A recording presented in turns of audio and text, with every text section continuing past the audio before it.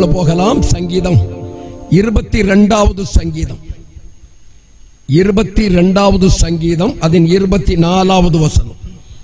உபத்திரவப்பட்டவனுடைய உபத்திரவத்தை அவர் அற்பமாய் எண்ணாமலும் அருவருக்காமலும் தம்முடைய முகத்தை அவனுக்கு மறைக்காமலும் இருந்து தம்மை நோக்கி அவன் கூப்பிடுகையில் அவனை கேட்டருளினார். சங்கீதக்காரனாகிய தாவீது 22வது சங்கீதத்திலே ஒரு அற்புதமான காரியத்தை சொல்லுகிறார்.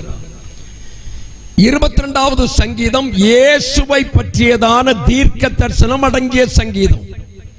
அந்த இயேசுவை பற்றிய தீர்க்க தரிசனத்துல தான் கல்வாரி சிலுவையில இயேசு மரிக்கிறதற்கு முன்பு கடைசியாய் சொன்ன வார்த்தைகள்ல ஒரு வார்த்தையை சொல்லித்தான் இந்த சங்கீதத்தை அவர் தொடங்குகிறார். பாருங்க, அதுல 1வது வசனம், என் தேவனே என் தேவனே என் தேவனே என் தேவனே ஏன் என்னை கைவிட்டீர், எனக்கு உதவி செய்யாமல். போதும். ரொம்ப அந்த கல்வாரி சிலுவையினுடைய அந்த தியானத்திலே இயேசு சிலுவையில நிற்கிற பொழுது தேவனே ஏன் என்னை கைவிட்டீர் என்று கேட்கிற வார்த்தையை தான் நான் அதுல சொல்லி ஆரம்பிக்கிறார். இது ஒரு பெரிய கேள்வியாகவே இருக்கிறது. இப்போ உலகத்தில் உள்ள நிறைய பேருக்கு ஒரு கேள்வி. என்ன கேள்வி? சிலுவையில இருந்து இயேசு தேவனேன்னு கூப்பிட்டாரே, அந்த தேவன் யார்? பெரிய கேள்வி. அந்த தேவன் யார்? நிறைய பேருக்கு இது ஒரு பெரிய கேள்வி. நல்ல கவனித்துக் கொள்ளுங்கள். தேவன் தம்முடைய ஒரே பேரான குமாரனை நமக்கு தந்தார். எத்தனாவது வசனம்? யோவான் 3:16. தேவன் தம்முடைய ஒரே பேரான குமாரனை நமக்கு தந்தருளி இவ்வளவாய் உலகத்தில் அன்பு கூர்ந்தார். அந்த வசனத்தில் இடையெல்லாம் கொஞ்சம் வார்த்தைகள் வருகிறது. தேவன் தம்முடைய குமாரனை தந்தார். அந்த குமாரன் சிலுவையிலே தொங்கிக் கொண்டிருக்கிறார். நமக்கு பிதாவாகிய தேவன் உண்டு, குமாரனாகிய இயேசு கிறிஸ்து உண்டு. பிதாவாகிய குமாரனும் இயேசு கிறிஸ்துவும் இருந்த காலங்கள் போய் இயேசு எடுத்துக்கொள்ளப்பட்ட பின்பு பூலோகத்தில் வந்து மரித்து அடக்கம் பண்ணப்பட்டு உயிர்த்தெழுந்து 40 நாள் பூலோகத்தில் சுற்றி திரிந்து பின்பு எடுத்துக்கொள்ளப்பட்ட பின்பு யோவான் 14வது அதிகாரத்தில் நான் உங்களுக்காக ஒரு தேற்றரவாளனை அனுப்புவேன்னு சொன்னாரே, அந்த பரிசுத்த ஆவியானவர். ஆதலால் தான் நாம் எப்பொழுது சொன்னாலும் நமக்கு ஒரு பிதாவாகிய தேவன் உண்டு, குமாரனாகிய இயேசு உண்டு, நமக்கு ஒரு பரிசுத்த ஆவியானவர் உண்டு. அல்லேலூயா. சந்தோஷமா ஒரு அல்லேலூயா சொல்லுங்க பார்க்கலாம். நம்முடைய பாஸ்டர் ஆராதிக்கிற பொழுதெல்லாம் சொல்லுகிற ஒரு வார்த்தை தான், நம்முடைய பிதாவாகிய தேவனாலும் குமாரனாகிய இயேசு கிறிஸ்துவினாலும் பரிசுத்த ஆவியினாலும் சமாதானம் உண்டாவதாக. அல்லேலூயா. ஞானஸ்நானம் பொழுதும் பிதா குமாரன் பரிசுத்த ஆவியின் நாமத்தினாலே தான் கொடுக்கிறத நம்ம கவனிக்கிறோம். ஞான ஸ்நானம் கொடுக்கிறத கவனிக்கிறோம். அப்படி 3 பெயர் சொல்லுகிறதுனால நம்முடைய தேவன் 3 தேவன் அல்ல, 3 காலங்களின் தேவன். 3 காலங்களின் தேவன். அந்த எல்லா காலத்தையும் இணைக்கிறதற்காகத்தான் நாம் 3 பெயரை சொல்லுகிறோம். பிதாவாகிய தேவன் அவர் குமாரனாய் வெளிப்பட்ட பொழுது குமாரனாகிய தேவன். அவர் இந்த உலகத்திலிருந்து கடந்து போன பொழுது பரிசுத்த ஆவியாகிய தேவன். இன்றைக்கும் நம்மை நிரப்பி வைத்திருக்கிறார் பரிசுத்த ஆவியாகிய தேவன். இந்த 3 காலங்களையும் 3 பெயர்களை சொல்லி அழைப்பதற்காகத்தான் பிதாவாகிய தேவன், குமாரனாகிய இயேசு, பரிசுத்த ஆவியானவர் என்று நாம் அழைக்கிறோம். அப்படி அந்த பிதாவாகிய தேவன் தன் செல்ல குமாரனை பூலோகத்திற்கு அனுப்பி பூலோகத்திலே மனிதர்கள் எப்படி பரிசுத்தமாய் வாழ வேண்டும் என்பதை கற்றுக் கொடுப்பதற்கு தேவன் மனிதனானார். அல்லேலூயா. புரிந்து கொண்டவங்க மட்டும் நல்ல ஒரு அல்லேலூயா சொல்லுங்க பார்க்கலாம். ஆமா, தெய்வம் தெய்வமாகவே இருந்து கொண்டு நம்ம கஷ்டம் தெரியாம, பாடு தெரியாம, உலகத்தில் எப்படி வாழ வேண்டும் என்று தெரியாம இருந்தா அந்த வாழ்க்கை பெரியதல்ல. அதனால தான் தெய்வமே பூலோகத்தில் இறங்கி வந்து நம்ம எல்லாருக்காகவும் பாடு சகித்து மனிதனாகவே வாழ்ந்தார். அந்த தேவன் தான் சொன்னார். யோவான் 16வது அதிகாரம் கடைசி வசனத்திலே, உலகத்திலே உங்களுக்கு உபத்திரவம் உண்டு, ஏன்னா அவர் சொன்னார் பாருங்க, இந்த உலகத்துல நான் வாழ்ந்தேன் பாத்தீங்களா, வாழ்ந்து அந்த உபத்திரவத்தை அனுபவித்து ஜெயம் பெற்றுக் கொண்டேன். அதனாலதான் அதுல சொல்லியிருப்பார், உலகத்தை நான் என்ன செய்தேன், ஜெயித்தேன் ஜெயித்தேன். அப்போ உலகத்துல வாழுகிற மனுஷன் அவர்கிட்ட போய் சொல்ல முடியாது, நீர் வாழ்ந்து பாத்தீராயா, கஷ்டம்னா உமக்கு என்னன்னு தெரியுமா, பாடுனா உமக்கு என்னன்னு தெரியுமா அப்படின்னு இயேசுவிடத்துல கேட்க முடியாது. காரணம், தேவன் மனிதனாகவே பாடுகளை சகித்தான். அல்லேலூயா. சோதனை வரும்போது நான் போய் இயேசுவிட்ட போய் எனக்கு வந்த சோதனை மாதிரி உமக்கு வந்தாதான் தெரியும் அப்படின்னு சொல்ல முடியாது. அவர் சொல்லுவார் எபிரேயர் 2 கடைசில, ஆதலால் அவர் தாமே சோதிக்கப்பட்டு பாடுபட்டதினாலே சோதிக்கப்படுகிற நமக்கு உதவி செய்ய வல்லவர். அல்லேலூயா. சந்தோஷமா ஒரு அல்லேலூயா சொல்லுங்க பார்க்கலாம். நம்ம நல்ல இயேசுவுக்கு நல்ல கரத்தை தட்டி ஒரு மகிமை செலுத்துங்க பார்க்கலாம். கரத்தை தட்டி மகிமை செலுத்துங்க பார்க்கலாம். அல்லேலூயா. உதாரணமா வச்சுக்காங்க, ஒரு பறவை நான் கன்னியாகுமரியில் நிற்கிற பொழுது பறக்கிறது என்று வைத்துக் கொள்ளுங்கள். அந்த பறவையை பார்த்து நான் சொல்ல போறேன், அந்த நல்ல பறவையே, நீ அங்க பறந்து போனேன்னா உனக்கு தங்கத்துக்கு இடம் கிடையாது, அந்த கடலுக்குள்ள மரம் கிடையாது, அந்த கடலுக்குள்ள எந்த வெயிலுக்கு தாங்கிறதற்கு இடம் கிடையாது, நீ இங்க வா அப்படின்னு சொன்னா அந்த பறவை சொல்லும், உனக்கு என்னடா தெரியும், எனக்கு பறக்க தெரியும், ஆஸ்திரேலியா வர பறக்க தெரியும், எனக்கு இலங்கைக்கு போக தெரியும், எனக்கு ஆப்பிரிக்காவுக்கு போக தெரியும், எனக்கு அமெரிக்காவுக்கு போக தெரியும், எனக்கு பறக்க பலன் உண்டுன்னு சொல்லும். எனக்கு அது தெரியாது.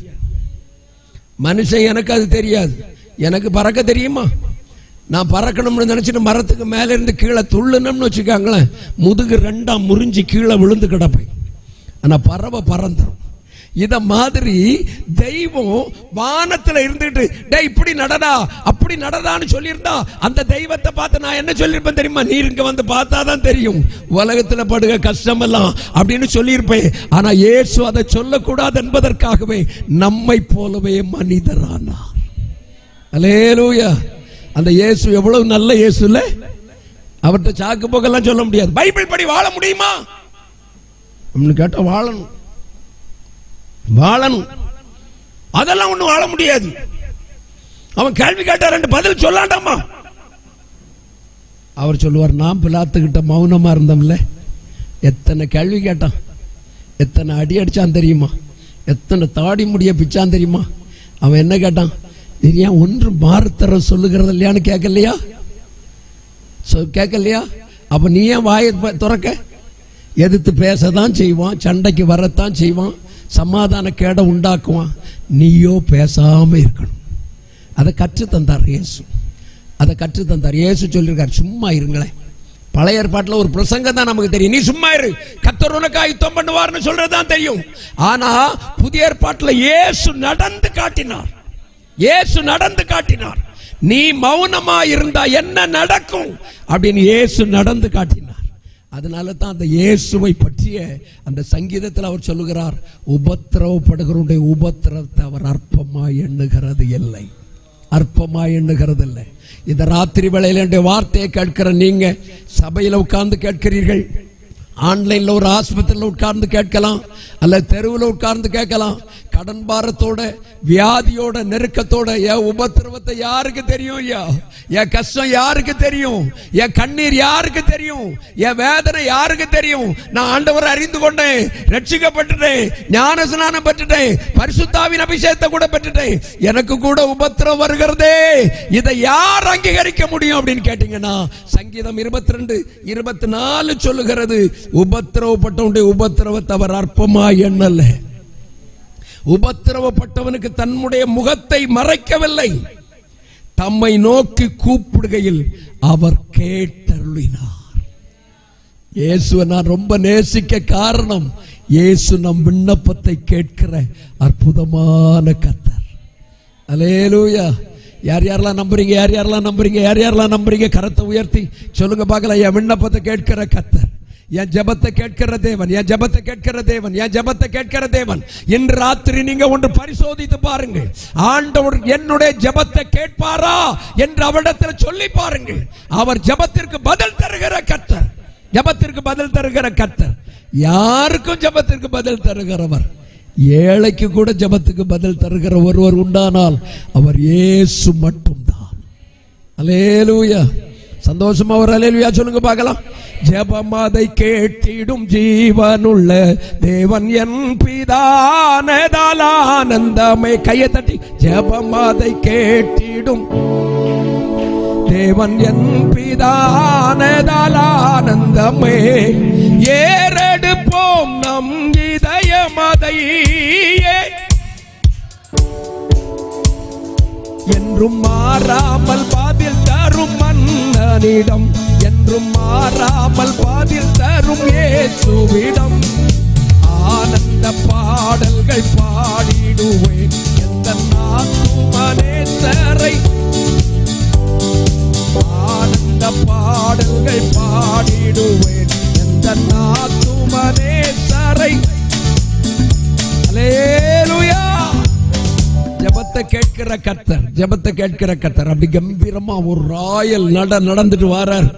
ராயல் அப்படி நடந்துட்டு வர்ற பொழுது அவரை பார்த்து ஒரு கண்ணு தெரியாத ஒரு பிச்சைக்கார குருடன் அவரை பார்த்து கூப்பிடுறான், தாவீதின் குமாரனே எனக்கு இறங்கும், எனக்கு இறங்கும்னு கூப்பிட்ட உடனே நானா இருந்திருந்தா சொல்லியிருப்பேன், இப்போ உள்ள இந்த ஸ்டடியில நீர் இந்த பக்கம் திரும்பி பார்க்காதே, அந்த பிச்சைக்கார போய் கூப்பிடுவான், நீர் போயிரும், நமக்கு மதிப்பு குறைஞ்சிரும், அவன் சொல்லுறதை கேட்காதையும், அவன் பிச்சைக்காரப்ப அவருக்கு 10 பைசா நான் போட்டுட்டு வரேன், நீர் போவோம், நீர் போயிட்டாரு வேணும்னா நீர் பிரியப்பட்ட ஒரு 100 ரூபா வேணா அவனுக்கு பிச்சை போடுறேன்.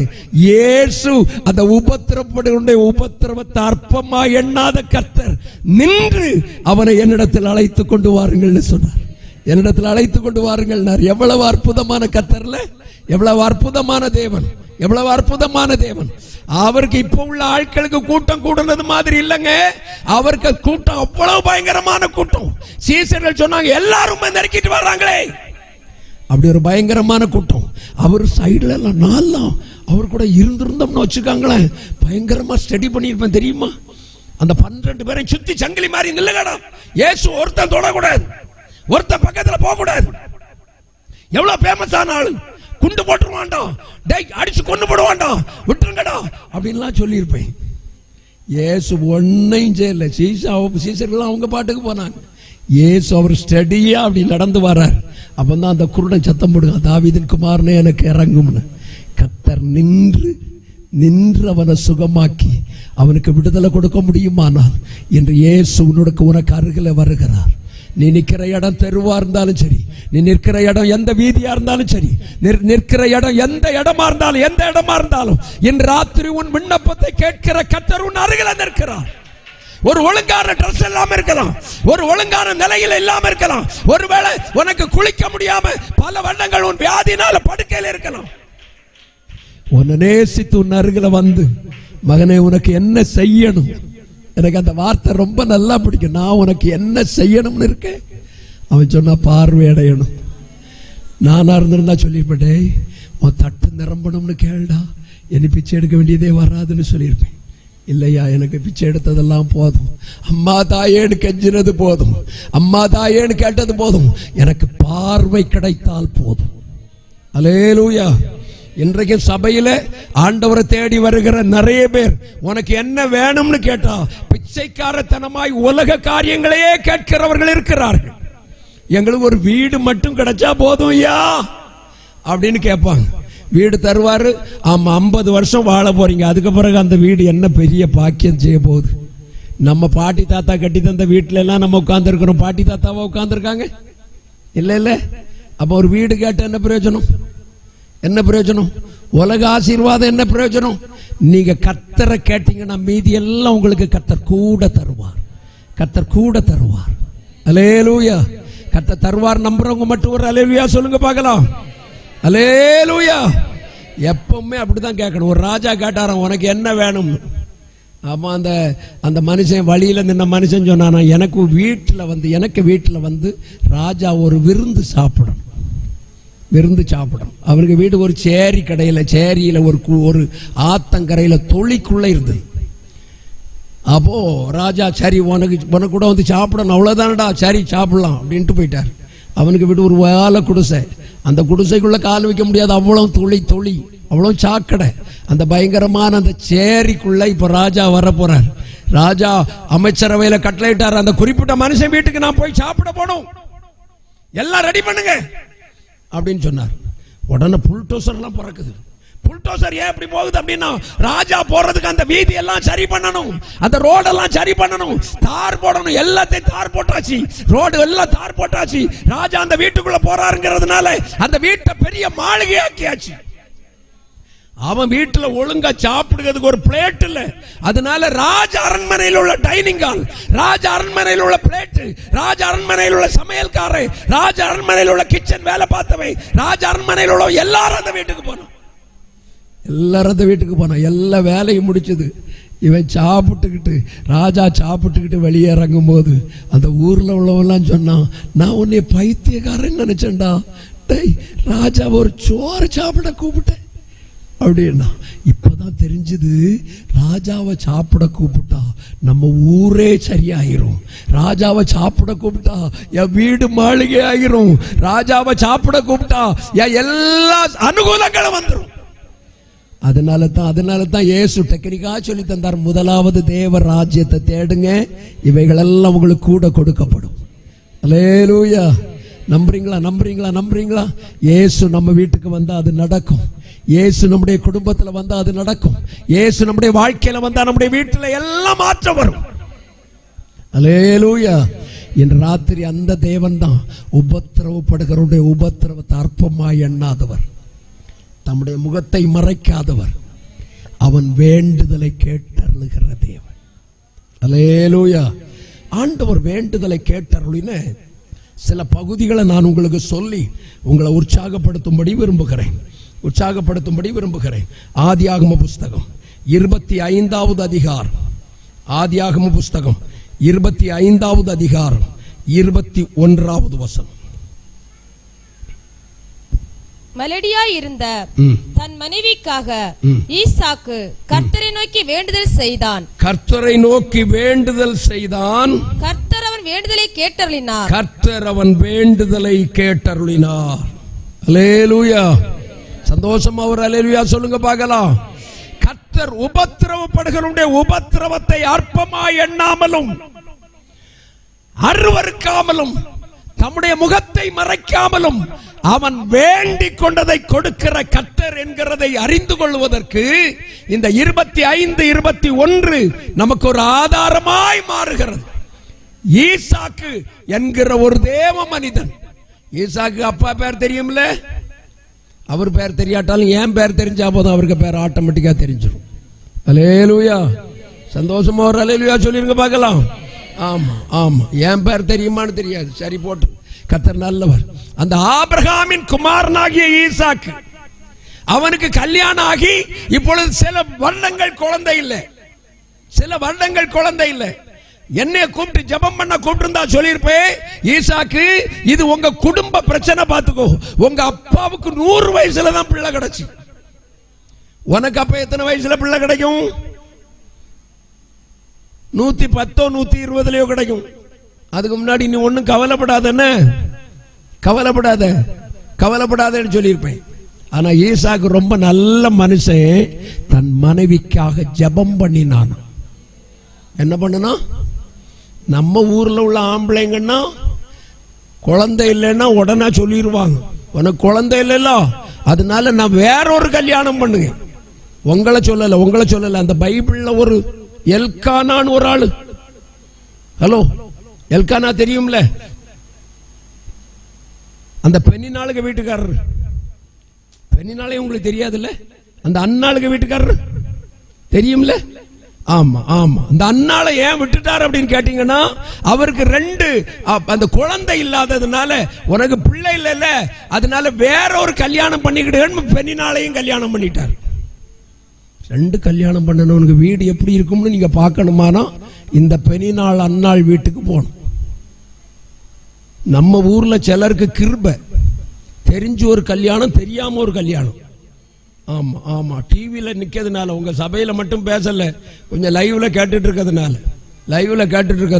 சாலமோ 1000 கல்யாணம் பண்ணலையா அப்படின்னு கேட்கவெல்லாம் இருக்கும். அவனுக்கு 2 கொடுக்கணும் தலையில. ஆமா, சாலமனுக்கு பேர் எபிரேயர்கள் எழுதின நிருபம் 11வது அதிகாரத்துல இல்ல, உன் பேர் பரலோகத்திலையும் வராது. ஆமா, 2 கல்யாணம் 3 கல்யாணம், சிலவங்க போற இடத்துல எல்லாம் கல்யாணம். ஆமா, நித்திய கல்யாணி அவனுக்கு பேர். அந்த பொம்பளையா இருந்தாலும் ஆம்பளையா இருந்தாலும் அப்படிதான். கர்த்தர் தந்த புருஷனுக்கும் மனைவிக்கும் உண்மையா இருக்கணும். அல்லேலூயா. ஆமா, புதிய ஏற்பாடு பைபிள் நமக்கு சொல்லுது ஒரே மனைவியை உடைய புருஷனா இருக்கணும். ஆமா, சமாரியா சிரியாலாம் இருக்கக்கூடாது. ஆமா, 4 கல்யாணம் பண்ணிட்டு எல்லாத்தையும் டைவர்ஸ் பண்ணிட்டு 5வது கல்யாணம். இப்ப ரொம்ப லேட்டஸ்ட் டைவர்ஸ் பண்ணது நான் ரொம்ப விசேஷம். இதுல பெந்தகோஸ்துக்கார பிள்ளைகளுக்கு ரொம்ப விசேஷம் டைவர்ஸ். இப்போ அதிகம் விவாகரத்து. பைபிள்ல விவாகரத்து என்கிறது ஒன்று இல்லவே இல்லை. அதனால ஆண்டவருடைய பிள்ளைகள் விவாகரத்து பண்ணக்கூடாது. கல்யாணத்துக்கு முன்னாடியே தீர்மானம் பண்ணணும், நல்ல தேவ பிள்ளைகளை எனக்கு தரணும்னு தீர்மானம் பண்ணணும். கண்ட கழுதையை தேடி வழியில எல்லாம் பார்த்தேன், ஆன்லைன்ல பார்த்தேன், செல்போன்ல பார்த்தேன். ஆமா, அந்த அந்த அந்த செல்போன்ல, வாட்ஸ்அப்ல, ட்விட்டர்ல, பேஸ்புக்ல எல்லாம் கிடைச்சதுன்னு வழி கடையில எல்லாம் தேடி பொண்ணை தேடி கண்டுபிடிச்சேன்னா சீரழி வச்சு தப்பனேன்னு சொல்லுற மாதிரி சொல்றேன், நாசமாயிருவேன். கர்த்தருடைய பாதத்துல விழுந்து நல்ல ஏற்ற துணையை கர்த்தரிடத்துல கேட்கணும், கர்த்தர் தருவார். சந்தோஷமா ஒரு அல்லேலூயா சொல்லுங்க பார்க்கலாம். கர்த்தர் நல்லவர், கர்த்தர் நல்லவர். அப்படி இந்த ஆபிரகாமுக்கு ஒரு நல்ல குமாரனை கொடுத்தார், அவனுக்கு ஒரு ஏற்ற துணையை கர்த்தர் கொடுத்தார். கர்த்தர் கொடுத்தார். எனக்கு ரொம்ப பிடிக்கும் பைபிள்ல ஒரு நல்ல குடும்பத்தை சொல்லுங்கய்யா அப்படின்னு நீங்க எனக்கு சொன்னீங்கன்னா, வேதாகமத்திலேயே ஒரு சிறந்த குடும்பம் உண்டானால் அது ஈசாக்கின் குடும்பம் மட்டும்தான். ஆபிரகாம் 3 கல்யாணம் பண்ணிட்டார். லோத்து 2 இந்த யாக்கோபு 2 கல்யாணம் வேற பண்ணிட்டு அவனுக்கு வேலைக்காரியெல்லாம் வச்சுக்கிட்டான். ஆமா, ஆனா ஈசாக்கு ஒரே மனைவியோட ஜீவித்த சுத்தமான புருஷன். அல்லேலூயா. சந்தோஷமா ஒரு அல்லேலூயா சொல்லுங்க. அதனால தான் பைபிள்ல எழுதினார், ஈசாக்கு அந்த தேசத்துல விதைத்தான், கர்த்தர் அவனை 100 மடங்கு ஆசீர்வதித்தார். 100 மடங்கு ஆசீர்வதித்தார். 100 மடங்கு ஆசீர்வதிக்கணுமான தந்த கணவனோட தந்த மனைவியோட சந்தோஷமா வாழணும். அல்லேலூயா. அது கல்யாணத்துல எனக்கு தப்பு நடந்துட்டு பாஸ்டர், யாரோ ஒருத்தரை நான் பண்ணியிருக்கணும், ஆனா இவ கொஞ்சம் அழகுன்னு பண்ணணும் பார்த்துக்காங்க அப்படின்னு சொன்னா, எந்த ஆளா இருந்தாலும் கர்த்தர் நம்ம தலையில வச்சு கட்டிட்டாருன்னா அவர்களுக்காகவே ஜீவித்தாகணும். ஆமா, கல்யாணம் முடிஞ்ச பிறகு தெரியாம கட்டிட்டேன் நீ போடியேன்னு சொல்லக்கூடாது, தெரியாம கட்டிட்டேன் நீ போங்கடைன்னு சொல்லக்கூடாது. என்ன செய்தாலும் சரிதான், கர்த்தரிடத்துல உடன்படிக்கை பண்ணி கல்யாணம் பண்ணு, அந்த கல்யாணம் அதுக்கு பிறகு விட முடியாது. அதை நீ கட்டி அழுதுதான் ஆகணும். அதனால அதுக்கு முன்னாடியே ஜெபம் பண்ணி கல்யாணம் பண்ணணும். அல்லேலூயா. ஆமா, நான் கல்யாணம் பண்ணும்போது இதை என்னைய மாதிரி ஒரு இப்போ வயசான மாதிரி அப்போ வயசான ஒரு தாத்தா சொல்லி தந்தார், மக்களை கல்யாணத்துக்கு வேண்டி ஜெபம் பண்ணணும்னார். நான் இப்போ எனக்கு வயசு 17 கல்யாணம்னா என்னன்னே தெரியாது. அவர் சொன்னார் இப்பவுமே ஜெபம் பண்ணணும்டான்னார். நானும் சரி ஒரு பாஸ்டர் சொல்லி தந்தாரேன்னு ஜெபம் பண்ணுவோம் பார்த்துக்காங்க. டெய்லி ஜெபம் பண்ணுவோம். 17 வயசுலேருந்தே ஆண்டவரே எனக்கு நல்ல ஒரு மனைவியை தரணும், மனைவியை தரணும், மனைவியை தரணும்னு ஜெபம் பண்ணேன். 17 வயசுல இருந்து கர்த்தர் எனக்கு தரவே இல்லை. 18 வயசுல தரல, 19 வயசுல தரல, 20 வயசுல தரல, 22 வயசுல தரல, 25 வயசுல தரல. கேட்டாலும் தருவார்னு நினைச்ச தரல. 30 வயசுல தந்தார். 17 வயசுல இருந்து 13 வருஷம் ஜெபம் பண்ணின பிறகு கர்த்தர் எனக்கு ஒரு மனைவியை தந்தார். உங்க ஜோஸ்மின் பாஸ்டர்ட்ட கேளுங்க, அவங்க எனக்கு ஏற்ற துணைதானான்னு கேளுங்க, அது தெரியும். அல்லேலூயா. கர்த்தர் சந்தோஷமா ஒரு அல்லேலூயா சொல்லுங்க பார்க்கலாம். கர்த்தர் நல்லவர். அந்த 13 வருஷம் ஜெபம் எனக்கு ஏற்ற துணையை கர்த்தர் தந்தார். அல்லேலூயா.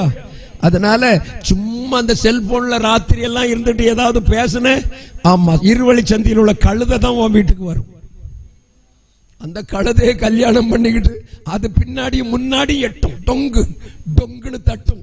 எல்லா தட்டும் வாங்கிட்டு இருக்கிறத விட தேவ பாதத்தில் உட்கார்ந்து அழுதா கர்த்தர் ஆசீர்வாதமான குடும்பத்தை தருவார். அல்லேலூயா. யார் யாரெல்லாம் நம்புறீங்க? யார் யாரெல்லாம் நம்புறீங்க? ஒருவேளை உங்க பிள்ளைக்கு கல்யாணத்தை பாக்குறீங்கன்னா கர்த்தரிடத்துல விழுந்து கிடப்போம். நம்ம கர்த்தரிடத்துல விழுந்து கிடப்போம். நம்முடைய குடும்பத்துல கர்த்தரிடத்துல விழுந்து கிடப்போம். நம்ம பிள்ளைகளுக்கு ஏற்ற துணையை கர்த்தர் தருவார். அல்லேலூயா. நம்புறவங்க மட்டும் நல்ல கையை தட்டி கர்த்தருக்கு மகிமை செலுத்துங்க பார்க்கலாம். அல்லேலூயா. இது இன்னைக்கு ராத்திரி யாருக்கு உள்ள உணர்வு வருதோ தெரியல. சில வாலிப பிள்ளைகளுக்காக சொல்லுகிறேன் என்று எனக்கு தெரிகிறது. ஆமா, கர்த்தர் உங்களுக்கு ஏற்ற துணையை தர தேவ பாதத்தில் விழுந்து கிடைங்க. ஆமா, ஆபிரகாம் சொல்லி அனுப்புவார், நம்ம இனத்துல ஒரு பிள்ளைய பார்க்கணும்னு அப்படின்னு சொல்லி அனுப்புவார். உடனே இப்போ உள்ள எல்லாரும் ஜாதி பார்க்க ஆரம்பிச்சுட்டானே. ஆமா, ஜாதி பார்க்க ஆரம்பிச்சுட்டானே. ஆனா தேவ வழிநடத்தல் உள்ள பிள்ளைகள் தான் நம்ம இனம். நம்ம இனம் நம்மள மாதிரி ஜெபம் பண்ற, நம்ம மாதிரி பைபிள் படிக்கிற, நம்ம மாதிரி பாட்டு படிக்கிற, நம்ம மாதிரி ஆராதிக்கிற, ஆவிக்குரிய ஆராதனை செய்கிற, ஞானஸ்நானம் பெற்ற, பரிசுத்தாவின் அபிஷேகம் பெற்ற, வேறுபாடு உள்ள அந்த நல்ல குடும்பம் தான் நமக்கு ஆசீர்வாதமானது. அல்லேலூயா. ஆமா, கொஞ்சம் போல நகை போட்டுட்டு வரட்டும்னு நினைச்சிட்டு ஒரு தாலி செயினுக்கு வேண்டி நீ ஆடுனா கடைசி வாழ்நாள் முழுசும் அதுதான். லிப்ஸ்டிக்கும் போட்டு தாலி செயினும் போட்டுக்கிட்டு கொண்டாடுக ஆளை தான் பார்க்க முடியும். தாழ்மையான ஆளு போதும்னு கேட்டு பாருங்களேன், ஆசீர்வாதமா இருக்கும், குடும்பமே ஆசீர்வாதமா இருக்கும். அப்படி நின்றுட்டு பர்த்டேக்கு ஒரு ஆட்டம் ஆடுனா பரதநாட்டியம் எப்படி இருக்கும்னு நினைக்கிங்க? எனக்கு 50,000 ரூபாய்க்கு ஒரு பட்டு வாங்கி தந்தால்தான் டண்டங் டண்டங் டண்டங் டண்டங்னு ஆடிட்டு நிற்கும். பிறகு கொட்டடிக்க முடியுமா? பேண்டு தட்ட முடியுமா? அதனால ரொம்ப கவனம். தாழ்மை உள்ளவங்களை பார்த்து கல்யாணம் பண்ணிட்டீங்க, ஒரு பிரச்சனையும் வராது. என் பஞ்சாயத்தியெல்லாம் இதுவரைக்கும் என்கிட்ட ஒரு ஒரு செயின் வாங்கி தாங்கன்னு சொன்னது இல்லையே. எம்னா நான் கல்யாணத்துக்கே கட்டல, அதனால அவ என்ன கேட்க முடியாது. அல்லேலூயா. ஆசையோட என் வீட்டு அனுபவம் உங்களை சொல்லல, என் வீட்டு அனுபவத்தை சொல்லுங்க. ஆசையோட அவங்க சொந்தக்கார வீட்டுல எல்லாம் கேட்டு, என் மாமா எனக்கு ஒரு பட்டுச்சாரி வாங்கி தரணும்னு, எனக்கு ஒரு நல்ல பட்டுச்சாரி வாங்கி தரணும்னு ஒரு 5 பட்டுச்சாரி வாங்கி வச்சிருந்தாப்புல. ராத்திரி கல்யாணம் முடிஞ்ச அன்னைக்கு முதல் நாள் இதெல்லாம் செக் பண்ண ஆரம்பிச்சேன். பெட்டியெல்லாம் திறந்து பார்த்தேன், பட்டுச்சாரியெல்லாம் இருந்தது. நான் சொன்னேன், இது நமக்கு வேண்டாம், நம்ம ஊழியம்ல செய்கிறோம். ஏழை பிள்ளைங்க நம்ம சபைக்கு வருவாங்கல்ல, அவங்க நம்ம சாரியை பார்த்து மோகப்படக்கூடாது, அது வேண்டாம், என்ன அது வேண்டாம், அது வேண்டாம் அப்படின்னு சொன்னேன். இன்னைக்கு வரைக்கும் 33 வருடங்கள் ஆகிறது எனக்கு திருமணமாகி, அந்த சாரிகளை நான் பார்த்ததே இல்லை. அது எங்கே போச்சுன்னே தெரியாது, எங்கே போச்சுன்னே தெரியாது. அதனால நான் தப்பிட்டு போகிறேன். இல்லாமல் அந்த பட்டு தான் வேணும், பட்டு தான் வேணும்னு ஆடி இருந்தா நான் பட்டு போயிருப்பேன். கிருபை கர்த்தரனை காத்தார். அல்லேலூயா. சந்தோஷமா ஒரு அல்லேலூயா சொல்லுங்க பார்க்கலாம். அதனால ஆண்டவர் பிள்ளைங்க தாழ்மை உள்ளதை பார்க்கணும். இந்த சாராள் ரொம்ப இந்த ரெபெக்காள் ரொம்ப நல்ல பிள்ளை. அவளை தேடி போன அந்த மனுஷன், அந்த ஆபிரகாமின் வேலைக்காரன், அந்த வேலைக்காரன் ரொம்ப நல்ல மனுஷன், ஜெபிக்கிற மனுஷன், ஜெபிக்கிற மனுஷன், ஜெபிக்கிற மனுஷன். திருமணம் பார்க்கறதற்கு ஆட்களை தேடும் போது ஜெபிக்கிறவங்களை தேடணும். ஜெபிக்கிறவங்க சும்மா கண்ட போறவன் எல்லாம் அப்படி வச்சிருக்கான் பார்த்துக்காங்க. சொல்லுமா, பயோடேட்டாவை சொல்லு, அதை சொல்லு, இதை சொல்லு, எதையும் சொல்லட்டு அந்த ஆளு ஜெபிக்கிற ஆளான்னு பாருங்க, ஜெபிக்கிற ஆளான்னு பாருங்க. புரோக்கரை பார்த்து அங்க 20% இங்க 20% கேட்க அந்த தரவுக்காரனுக்கு உங்க சம்பந்தத்தை பார்க்க விடாதீங்க. ஜெபிக்கிற ஆள்களை வைங்க, ஜெபிக்கிற ஆட்கள். உங்களுக்கு சபையில நல்ல போதகர், ஜெபிக்கிற தேவ மனுஷன், அவங்க ஜெபம் பண்ணுவாங்க. ஆண்டவரே, என் எஜமானுக்கு ஒரு நல்ல மகனுக்கு ஒரு நல்ல மனைவி கிடைக்கணும். நான் போகும்போது நான் ஒருத்திட்ட கொஞ்சம் தண்ணி கேட்பேன் பார்த்துக்காங்க, அவ எனக்கும் தண்ணி தரணும். என் ஆடு மாடுக்கும்னு சொல்லல, என் ஒட்டகத்துக்கும் தண்ணி தரணும். யாருக்கும் தண்ணி தரணும்? என் ஒட்டகத்துக்கும் தண்ணி தரணும். அவ தான் ஏற்ற துணையா இருப்பான்னு நினைக்க இந்த கணத்து பக்கத்தில் நிற்க என்ன அப்படின்னு அந்த கணத்து பக்கத்தில் நின்னோம். எனக்கு இப்போதான் மனசிலாச்சு, இந்த பையங்கள்லாம் என்னத்துக்கிட்ட அந்த பைப்பு முட்டில் நிற்காமல் இப்போதான் தெரிஞ்சுது. ஆமா, இவன் அந்த கணத்து முட்டில் நின்னான். இவன் கல்யாணம் பண்ண போற மாப்பிள்ளை இல்ல, கல்யாணம் பண்ண போற மாப்பிள்ளைக்கு கல்யாணம் பார்க்கிறாள் அந்த புருஷன். அதுல நின்னா அங்கிருந்து ஒரு பிள்ளை வாரா, அவ ஓடி வந்தா. அவ வந்து கிணத்தை திறக்கும் போது இவன் கேட்க, கொஞ்சம் தண்ணி தாயே அப்படின்னு கேட்ட உடனே அவ சொன்னா, உனக்கும் வார்ப்பேன், உன் ஒட்டகத்துக்கு என்ன செய்வேன்.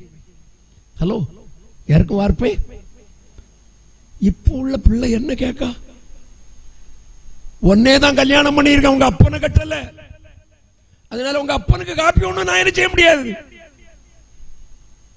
உங்க அப்பா என்ன இந்த ஒட்டகம் சாப்பிடுறது மாதிரி 108 லிட்டர் காப்பியா குடிக்க போறாரு, இவ்வளவு போல ஒரு கப்பலை குடிப்பாரு. அது நீ கொடுக்க பாக்கியம் இல்லைன்னாலும் அந்த சென்னையில் உள்ள கப்பலை கொடுத்தனாலும் போதும். சென்னையில் போய் டீ குடிச்சவங்களுக்கு தெரியும்ல, தொண்டை நிறையாது, அப்படி இவ்வளவு போல தருவாங்க. ஆமா, அந்த டீ இல்ல. அதனால நல்ல குடும்பம், நல்ல மனைவின்னா அந்த வீட்டில் உள்ளவங்களுக்கு, அந்த புருஷனுக்கு மட்டும் இல்ல தண்ணி கொடுக்காது, அந்த ஒட்டகத்துக்கும் வார்க்கணும். யாருக்கும் வார்க்கணும்? ஒட்டகத்துக்கு வார்க்கணும். உங்க அம்மைக்கு ஒண்ணும் நான் கல்யாணம் தண்ணி கொடுக்க முடியாது அப்படின்னா நீ ஒரு நல்ல மனைவி அல்ல, நல்ல ஆள் அல்ல. ஆமா, சில புருஷன்மார் சொல்லுவாங்க, உங்க அப்பனுக்கு உங்க அம்மைக்கு நான் சோறு போடுறதுக்கு நான் ஒரு நல்ல ஆள் இல்லை அப்படின்னு சொல்லுவாங்க. அப்படிப்பட்டவன் எல்லாம் குடும்பத்துக்கு ஏத்தவன் இல்லை. ஒட்டகத்துக்கும் வார்க்கிறது தான் குடும்பத்துல சாட்சியான நல்ல குடும்பமா இருக்க முடியும். நம்புறவங்க ஒரு அல்லேலூயா சொல்லுங்க பார்க்கலாம். உற்சாகமா ஒரு அல்லேலூயா சொல்லுங்க பார்க்கலாம். ஆமா, அதுதான் ஆசீர்வாதமான குடும்பம். உங்க அப்பனுக்கு பொங்கி போட நான் இல்லை, உங்க அம்மைக்கு பொங்கி போட நான் இல்லை, இதெல்லாம் சொல்லக்கூடாது. இதெல்லாம் இந்த பாஸ்டர் வீட்டம்மா அந்த பாஸ்டர் அம்மா சொல்லியிருந்தா எப்படி இருந்திருக்கும் பாருங்க. யார் வேணாலும் பாவம், நாங்க எத்தனை பேர் வந்தாலும் அங்க சாப்பாடு. அதனால தான் இந்த திக்குறிச்சி சபை ஆசீர்வாதமா இருக்கு. சந்தோஷமா ஒரு அல்லேலூயா சொல்லுங்க. கர்த்தர் நல்லவர், கர்த்தர் நல்லவர். எல்லாரும் புகழ்றீங்கல்ல, எங்களுக்கு ஒரு பாஸ்டர் அம்மா கிடைச்சாங்க, எப்போ போனாலும் ஒரு கப்பு காஃபி கிடைச்சாங்க. அல்லேலூயா. அதனால குடும்பம்னா அப்படி இருக்கணும், சமாதானமா ஆசீர்வாதமா எல்லாரையும் நேசிக்கிற குடும்பமா இருக்கணும். சிலர்லாம் எப்படி வந்தாங்கன்னே தெரியாது. அந்த 6 மணி பேசு போல யாரை பார்த்தாலும் சிரிக்க மாட்டாங்க. அவங்க சிரிக்கணுமானா அதுக்கு ஏதோ ஒரு நேச்செல்லாம் பண்ணணும். ஆமா, எல்லாரும் பார்த்தாலும் என்ன எப்படி இருக்கீங்கன்னு கேட்டவுடனே என்ன கெட்டு போயிட்டீங்க, மாமி நல்லா இருக்கீங்களா, நல்லா இருக்கீங்களான்னு கேட்டால் என்ன கெட்டு போயிட்டீங்க. அதை கேட்ட உடனே என்ன தேஞ்சிட்டு, ஏதாவது நமக்கு சேதம் உண்டா, வேலை போயிட்டு வந்துட்டீங்களா, ஒரு கப் தண்ணி தரட்டா அப்படின்னு கேட்டால் எவ்வளோ நல்லா இருக்கும் தெரியுமா. அந்த ஒரு வார்த்தை உங்க வாயிலிருந்து வர்றதுக்கு எத்தனை அப்பா அம்மா ஏங்குறாங்க தெரியுமா. அப்படி கேட்டதுனால அவங்களுக்கு என்ன என்ன கிடைக்கும்னு நினைக்கீங்களா?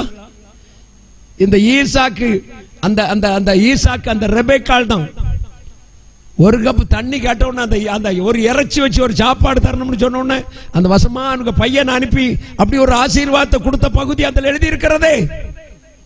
அதனால ஆண்டவர் பிள்ளைங்க குடும்பத்தை அன்பா இணைச்சு கொண்டு போகணும்னு. அல்லேலூயா. சந்தோஷமா ஒரு அல்லேலூயா சொல்லுங்க பார்க்கலாம். உற்சாகமா ஒரு அல்லேலூயா சொல்லுங்க பார்க்கலாம். ஆமா, குடும்பம்னா அப்படி இருக்கணும், அப்படி இருக்கணும். எல்லாத்தையும் அணைச்சு கொண்டு போகணும். இதுவரைக்கும் சண்டையா இருந்தாலும் இப்போ சமாதானம் ஆயிரணும், இப்போ சமாதானம் ஆயிரணும். சமாதானம் ஆகி அன்போடு போகணும். ப்ரெஸ்டீஜ் எல்லாம் பார்க்காதீங்க. என்னத்தை பார்த்து என்ன செய்ய போகிறோம்.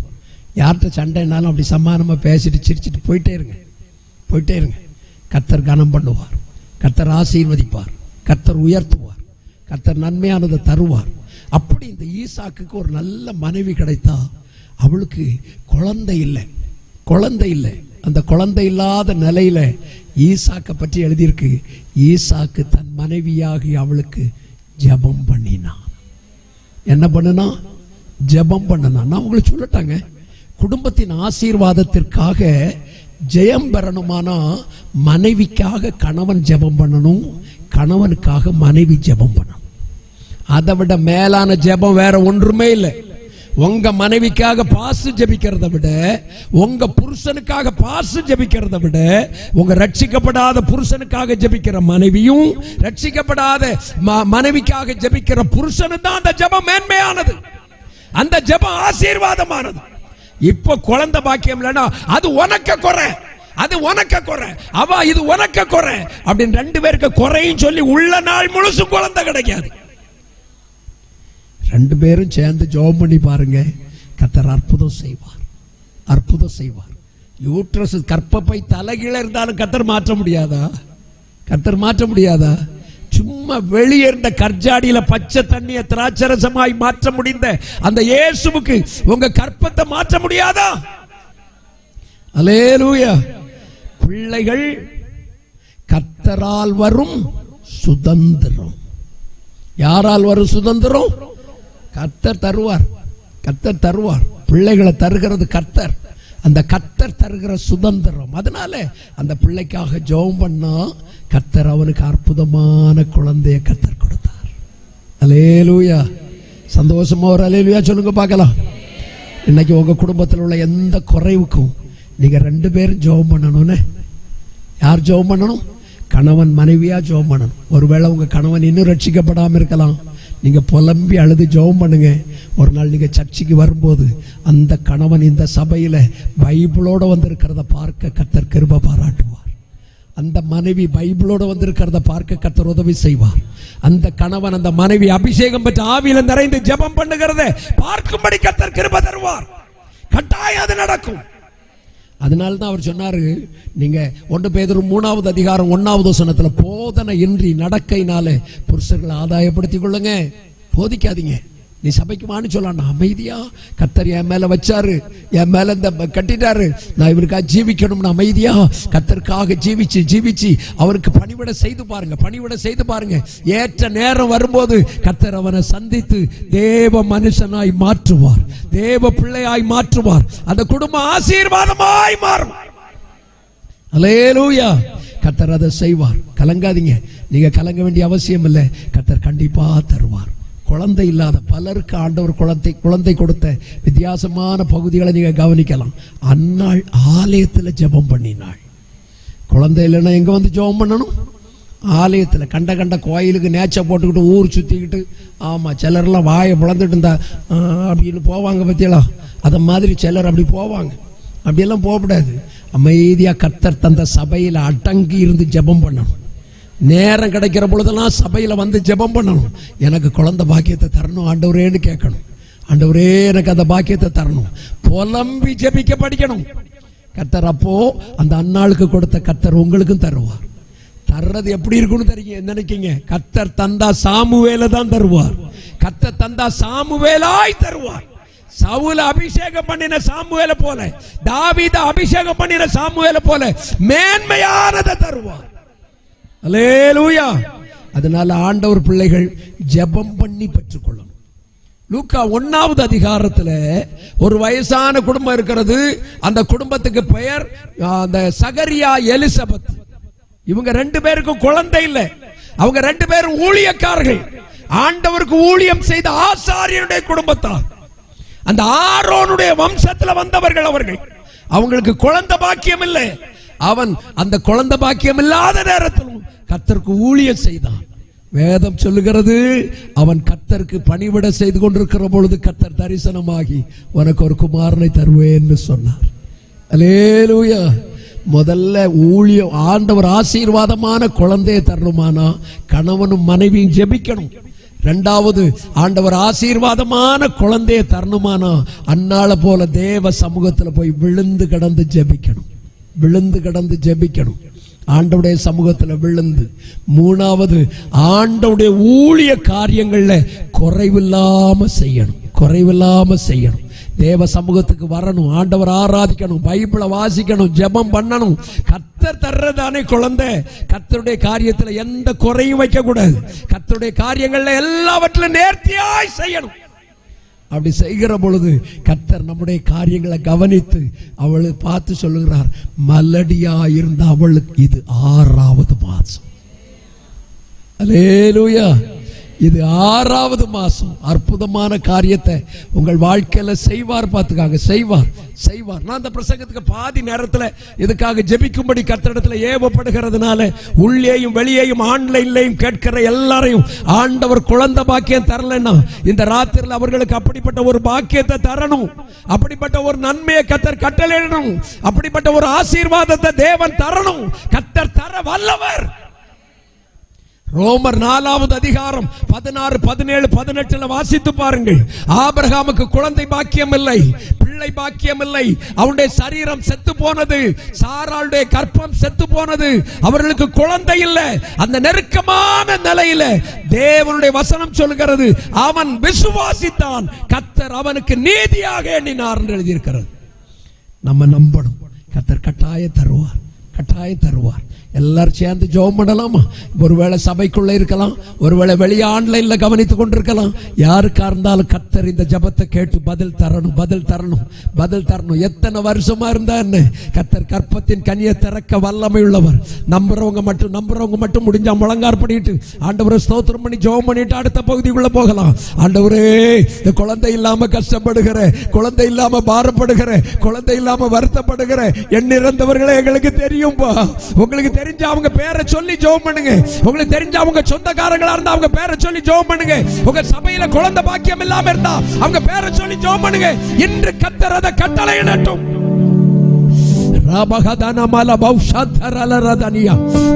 தேவன் அற்புதம் செய்கிறவர், தேவன் அற்புதம் செய்கிறவர். இந்த நேரத்தில் இந்த வார்த்தையை எனக்கு தந்து யாரோ ஒருவருக்கு அற்புதம் செய்கிறார், யாரோ ஒருவருக்கு தேவன் அதிசயம் செய்கிறார். மலடியான உனக்கு இதை கற்பத்தின் உற்பத்தி என்ற காலமாய் கர்த்தர் மாற்றுகிறார்.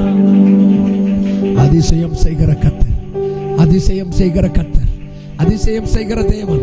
நல்ல கையை தட்டி சொல்லுங்க, கூடாதது ஒன்றும் இல்லையே, கூடாதது கூடாதது ஒன்றும் இல்லையே, கூடாதது நம் தேவனால் கூடாதது, கூடாதது ஒன்றும் இல்லையே, நம் தேவனால் கூடாதது, கூடாதது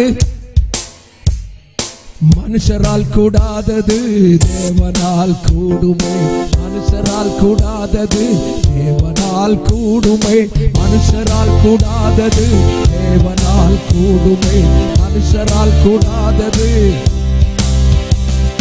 மனுஷரால் கூடாதது தேவனால். நம்பிக்கையோடு நம்பிக்கையோடு மனுஷரால் கூடாதது தேவனால் கூடுமே, மனுஷரால் கூடாதது தேவனால் கூடுமே, கூடாதது ஒன்றுமில்லையே, கூடாதது கூடாதது ஒன்றுமில்லையே, கூடாதது நம் தேவனால் கூடாதது, கூடாதது நம் தேவனால் கூடாதது, கூடாதது.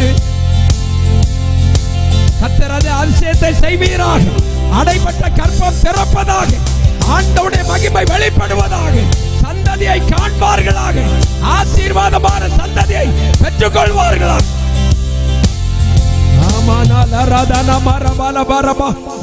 கர்த்தர் மகிமை ஆறுதல் செய்வீராக. கூடாத ஒன்று இல்லப்பா, கர்த்தர் அதை செய்து கனம் பண்ணும். கிருபை கூட இருக்கட்டும். ஆண்டவர் ஆசீர்வாதமான பிள்ளைகளை கர்த்தர் கொடுத்து இனி அந்த அவதூறான மலடி என்கிற பெயர் இல்லாதபடி ஆண்டவரே பிள்ளை தாட்சியாக்கி மகிழ பண்ணுவீராக. அற்புதம் செய்கிறவர் கூட இருக்கிறதற்காய் ஸ்தோத்திரம். இயேசுவின் மூலமே ஜெபிக்கிறேன் பிதாவே, ஆமென் ஆமென். ஆண்டவர் ஜெபத்தை கேட்டருளினார். உட்கார்வோம். கர்த்தர் நல்லவர்.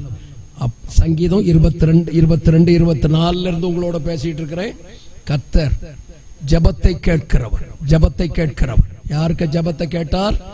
கணவன் மனைவிக்காக ஜெபித்த புருஷனுடைய ஜெபத்தை கேட்டார். நம்முடைய ஜெபத்தை கேட்கிற கர்த்தர் அவர். அல்லேலூயா. சந்தோஷமா ஒரு அல்லேலூயா சொல்லுங்க பார்க்கலாம். எஸ்ரா புஸ்தகம் 8வது அதிகாரம், எஸ்ரா புஸ்தகம் 8வது அதிகாரம் 23வது வசனம். எஸ்ரா 8:23. அப்படியே நாங்கள் உபவாசம் பண்ணி எங்கள் தேவனிடத்திலே அதை தேடினோம், எங்கள் தேவனிடத்திலே அதை தேடினோம், எங்கள் விண்ணப்பத்தை கேட்டருளினார், எங்கள் விண்ணப்பத்தை கேட்டருளினார். அல்லேலூயா. அதை எங்கள் தேவனிடத்திலே தேடினோம், எங்கள் விண்ணப்பத்தை கேட்டருளினார். ரொம்ப அழகான வசனம் பார்த்துக்காங்க. ஆண்டவருடைய பிள்ளைங்க நம்ம ஆண்டவரிடத்துல கேட்க வேண்டிய மிக முக்கியமான காரியம், ஆண்டவர் நிச்சயமாய் நம்முடைய விண்ணப்பத்தை கேட்கிற கர்த்தர். அந்த எஸ்ராவுல நீங்க கவனித்தீங்கன்னா ரொம்ப அழகான காரியத்தை அதுல பார்க்கலாம். பார்த்துக்காங்க. எஸ்ராவினுடைய புஸ்தகத்துல அவர் அந்த 8வது அதிகாரத்துல அவர்கள் ஜெபம் பண்ணினார்கள். அகாவா நதி அண்டையில உபவாசம் இருந்து ஜெபம் பண்ணினாங்க. கர்த்தர் ஜெபத்தை கேட்டருளினார். சில தேவ பிள்ளைகள் நம்முடைய வாழ்க்கையில சில காரியங்களுக்காக உபவாசம் இருந்து ஜெபம் பண்ணணும். அல்லேலூயா. இந்த நாட்கள் நமக்கு இன்னைக்கு 51வது நாளா சார்? 51வது நாள் இந்த ஹோலி லேண்ட் டிவியில, இந்த ஹோலி லேண்ட்ல இது ஜெப நாள். பல சபைகள்ல ஜெபம் நடந்தது. இன்றைக்கு இந்த ஏஜி திக்குர்ச்சி ஏஜி கானான் சபையில இது நடக்கிறது. இன்றைக்கு 2வது நாள். இன்றைக்கு 2வது நாள். 51வது நாள் இந்த ஜெபம் நடக்கிறது. ஜெபத்தெல்லாம் கர்த்தர் வீணாய் போக பண்ணவே மாட்டார். அல்லேலூயா. கரத்தை உயர்த்தி சந்தோஷமா ஒரு அல்லேலூயா சொல்லுங்க பார்க்கலாம். வீணா போக விடவே மாட்டார். இது ஒரு சபைக்கான ஜெபமா இருந்திருந்தா இத ஹோலிலேண்ட் டிவி நடத்த வேண்டியதில்லை. இது எங்கெல்லாம் நீங்க இருந்து கவனிக்கிறீர்களோ உங்களுக்கு எல்லாருக்காகவும் சொல்லப்படுகிற தேவ வார்த்தை. அதனால கிடைக்கிற நேரத்துல ஜெபம் பண்றது நல்லது. நீங்க திக்குறிச்சி இந்த சுற்று வட்டார பகுதியில் இருந்தீங்கன்னா இதை ஜெப நாளா நினைத்துக் கொள்ளுங்கள். முடிந்தா ஒரு நேரம் ஆகாரத்தை வெறுத்து தேவ சமூகத்துல உட்கார்ந்து ஆண்டவரேன்னு ஜெபம் பண்ணி பாருங்க. ஒருவேளை நீங்க தூரங்கள்ல இருக்கிறீர்களானால் உங்க நேரத்துல இந்த 7 நாட்கள்ல இப்போ 5 நாள் 2 நாள் போயிட்டு மீதி 5 நாள், இந்த 5 நாள்ல ஏதாவது ஒரு நேரம் உபவாசம் இருந்து உங்கள் பிரச்சனைகளை தேவ சமூகத்துல சொல்லுங்க. கர்த்தர் உங்கள் ஜெபத்தை கேட்பார். அல்லேலூயா. உபவாசித்து ஜெபிக்கிறது மிக மேன்மை. இயேசு 40 நாள் உபவாசித்து ஜெபித்தார். நம்ம அட்லீஸ்ட் ஒரு நேரம் ஆகாரத்தை வெறுத்துட்டு கொஞ்ச நேரம் உட்கார்ந்து தேவ சமூகத்தில் உட்கார்ந்து ஆகாரத்தை வெறுத்துட்டு சுத்திக்கிட்டெல்லாம் அலையக்கூடாது. அமைதியா ஒரு இடத்துல உட்கார்ந்து தேவ சன்னிதானத்தில் உட்கார்ந்து ஜெபம் பண்ணுங்க. உங்க விண்ணப்பத்தை சொல்லுங்க. கர்த்தர் கேட்டருளினார். என்னது என்னது என்னது என்னது? என் ஜெபத்தை கேட்டருளினார். அல்லேலூயா. 1 யோவான் 5:14 வாசிங்க பார்க்கலாம். 1 யோவான் புஸ்தகம் 5வது அதிகாரம் 14. நாம் எதையாகிலும் அவருடைய சித்தத்தின்படி கேட்டால், வாசிங்க சிஸ்டர். 1 யோவான் 5:14. மரணத்துக்கு ஏதுவல்லாத எம்மா 1 யோவான் 5:14. நாம் எதையாகிலும் அவருடைய சித்தத்தின்படி கேட்டால் அவர் நமக்கு செவி கொடுக்கிறார் என்பதே அவரை பற்றி கொண்டிருக்கிற தைரியம். தேவனிடத்தில் அவருக்கு சித்தமானதை கேட்கணும். இப்போ எஸ்ரா புஸ்தகத்துல 8வது அதிகாரத்துல வந்துருங்க பார்க்கலாம். 8வது அதிகாரத்துல எஸ்ரா புஸ்தகத்துல அவங்க ஜெபிக்கிற ஜெபத்தை நீங்க கவனிங்க. 21வது வசனத்துல நாங்கள் எங்களுக்காக, எங்கள் பிள்ளைகளுக்காக, எங்கள் பொருட்களுக்காக, எங்கள் சகலவித நல்ல வழிகளுக்காக, செவ்வையான வழிக்காக ஆண்டவரிடத்துல ஜெபம் பண்ணணும்னு எழுதுகிறார்கள். ஒரு ஆண்டவருடைய பிள்ளைக்கு ஜெபிக்கிறதற்கு நிறைய ஜெப குறிப்புகள் இருக்கிறது. முதலாவது நமக்காக ஜெபம் பண்ணணும். யாருக்காக ஜெபம் பண்ணணும்? நமக்காக ஜெபம் பண்ணணும். அப்ப அந்த ஜெபத்தை கர்த்தர் கேட்பார். அந்த ஜெபத்திற்கு பதில் தருவார். அந்த ஜெபத்திற்கு பதில் வரும். தேவ பிள்ளைகள் நாம் நமக்காக ஜெபம் பண்ண படிக்கணும். அல்லேலூயா. எப்படி ஜெபம் பண்ணணும்? எங்களுக்காக. யாருக்காக? எங்களுக்காக. நீங்க எங்கள்கிட்ட ஜெபம் பண்ண சொன்னா நாங்க எங்களுக்காக சொல்ல முடியுமா? உங்களுக்காக ஜெபம் பண்ணணும். அதனால ஜெபம் பண்ணுறவங்க ஜெபம் பண்ண வேண்டிய முக்கியமானது நம்முடைய காரியங்களுக்காக நாம் ஜெபம் பண்ணணும். அல்லேலூயா. கரத்தை உயர்த்தி சந்தோஷமா ஒரு அல்லேலூயா சொல்லுங்க பார்க்கலாம். எல்லாரும் என்ன நினைச்சிருக்காங்க? பாஸ்டர்மார்ட்ட சொன்னா பாஸ்டர்மார் 24 மணி நேரமும் ஜெபம் பண்ணுவாங்க. பாஸ்டர்மாருக்கு உங்களை மாதிரி பசி உண்டு, பாஸ்டர்மாருக்கு உங்களை மாதிரி தூக்கம் உண்டு, பாஸ்டர்மாருக்கு உங்களை மாதிரி அலைச்சல் உண்டு, பாஸ்டர்மாருக்கு உங்களை மாதிரி டயர்டெல்லாம் களைப்பெல்லாம் உண்டு. ஆனா நம்முடைய காரியத்திற்காக நாம ஜெபம் பண்ணணும். அல்லேலூயா. ஒரு தாயார் ஒரு பிள்ளை ரொம்ப சுகவீனமா இருந்தது, ரொம்ப பலவீனமா இருந்தது, பிறந்த குழந்தை. அப்ப நான் அந்த தாயார்கிட்ட அந்த குழந்தைய ஜெபம் பண்ணதுக்கு என்கிட்ட கொண்டு வந்தாங்க. முழங்கால் போட்டு ஜெபம் பண்ணும்போது அந்த தாயார்கிட்ட சொன்னேன், அந்த பிள்ளைக்கு தலையில கை வச்சு ஜெபம் பண்ணுங்களேன் அப்படின்னு சொன்னேன். அந்த தாயார் ஏங்கி ஏங்கி ஏங்கி ஏங்கி அழுது ஜெபம் பண்ணாங்க. ஏங்கி ஏங்கி அழுது ஜெபம் பண்ணாங்க. பிள்ளை மூச்சு விட முடியல, சத்தம் போட முடியல, ஒன்னும் செய்ய முடியல. அப்படியே பார்த்துக்கிட்டே இருந்தது. பார்த்துக்காங்க. ஏங்கி ஏங்கி அழுது ஜெபம் பண்ணாங்க. திடீர்னு பிள்ளை வீர்னு சத்தம் போட்டு அழுது. எனக்கு ஆச்சரியமாயிட்டு. முடிஞ்ச உடனே அவர்கிட்ட கேட்டேன், அந்த அம்மாட்ட, என்னம்மா ஜெபம் பண்ணும்போது அப்படி ஒரு அழுதீர்களே என்ன அப்படின்னு கேட்டேன். அவங்க சொன்னாங்க, பிரசவ அறையில நான் பட்ட பாடு எனக்கு தெரியும் பாஸ்டர். இந்த பிள்ளைய தர்றதுக்கு ஆண்டவர் அந்த பிரசவ வேதனை எனக்கு தந்தார் பத்தியலாம். அதை நினைச்சேன். இவ்வளவு வேதனைப்பட்டு பெற்றேனேப்பா, இவ்வளவு வேதனைப்பட்டு பெற்றேனே. இந்த பிள்ளையா எனக்கு இப்படி இருக்கு, இந்த பிள்ளையா எனக்கு பலவீனமா இருக்கு, இந்த பிள்ளையா எனக்கு விரோதமா எழும்புது, இந்த பிள்ளையா எனக்கு விரோதமா எழும்புது என்று ஜெபிக்கிற அந்த ஜெபத்தை கர்த்தர் உடனே கேட்டருளினார். அல்லேலூயா. அதனால தான் என்கிட்ட யாராவது பர்த்டேக்கு பிள்ளைக்கு ஜெபம் பண்ண வர சொன்னா அம்மாவையும் அப்பாவையும் சேர்த்து பிள்ளைக்கு தலையில கை வச்சு ஜெபம் பண்ண சொல்லுவேன். ஜெபம் பண்ணுங்கன்னு. நீங்க ஜெபம் பண்ணுங்க, நானும் பண்றேன் அப்படின்னு நான் நின்றுட்டு போய் தாயும் தகப்பனும் கை வச்சு ஜெபம் பண்ணுவான். அந்த ஜெபம் ஆசீர்வாதமானது. அந்த ஜெபம் பெரியது. பார்த்துக்காங்க. அந்த ஜெபத்திற்கு பலன் உண்டு. அந்த ஜெபத்துக்கு பலன் உண்டு. ஆமா, பிள்ளைங்க வீடுகள்ல இருந்து வெளியே வேலைக்கு போகும்போது அம்மா அப்பா ஜெபம் பண்ணி அனுப்பணும். பிள்ளைங்க பைக் எடுக்கும்போது ஜெபம் பண்ணி அனுப்பணும். ஆமா, ஸ்கூலுக்கு போகும்போது ஜெபம் பண்ணி அனுப்பணும். பரீட்சைக்கு போகும்போது ஜெபம் பண்ணி அனுப்பணும். ஜெபம் பண்ணி அனுப்பணும். பாஸ்டர் ஜெபம் பண்றது நல்லதுதான், ஆனா அதை விட மேல உங்க ஜெபத்துக்கு பலன் உண்டு. நீங்க ஜெபம் பண்ணணும். நீங்க கர்த்தருடைய சன்னிதானத்துல வச்சு ஜெபம் பண்ணணும். அப்பதான் கர்த்தர் பலன் தருவார். அந்த ஜெபம் ரொம்ப மேன்மையானது, ரொம்ப மேன்மையானது. எனக்கெல்லாம் கிருபையாய் கர்த்தர் ஒரு தாயாரை தந்திருந்தார். நான் ஒரு நல்ல ஊழியக்காரனாய் வந்ததற்கு காரணம் என் தாயாருடைய உபவாச ஜெபம் என்னை ஒரு தேவ மனுஷனாய் நிறுத்தி இருக்கிறது. அல்லேலூயா. உங்க பிள்ளைகளுக்காக ஜெபம் பண்ணுங்க, அழுங்க, உபவாசம் இருந்து ஜெபம் பண்ணுங்க, கண்ணீர் வடிங்க. அந்த கண்ணீர் வடிக்கிற கண்ணீர் பலன் தருவார். இந்த எஸ்ரா அவங்கள்ட்ட பார்த்து சொல்லும், நமக்காக ஜெபம் பண்ணணும், நம்ம பிள்ளைகளுக்காக ஜெபம் பண்ணணும். பிரேயர் ரிக்வெஸ்ட், ஜெப குறிப்பு சொல்லி கொடுக்க. நம்ம எல்லா பொருட்களுக்காக என்ன செய்யணும்? ஜெபம் பண்ணணும், ஜெபம் பண்ணணும். எல்லா பொருட்களுக்காகவும். நமக்கெல்லாம் இந்த பொருளெல்லாம் கிடைக்க வாய்ப்பே கிடையாது, வாய்ப்பே கிடையாது. எங்க வீட்டில் இருக்கிற எல்லா பொருளையும் பார்த்தா அந்த பொருளை பார்க்கும் போதெல்லாம் அதுக்கு பின்னணியத்தில் உள்ளதை நினைச்சு கண்ணீர் வடிப்பம் பார்த்துக்காங்க.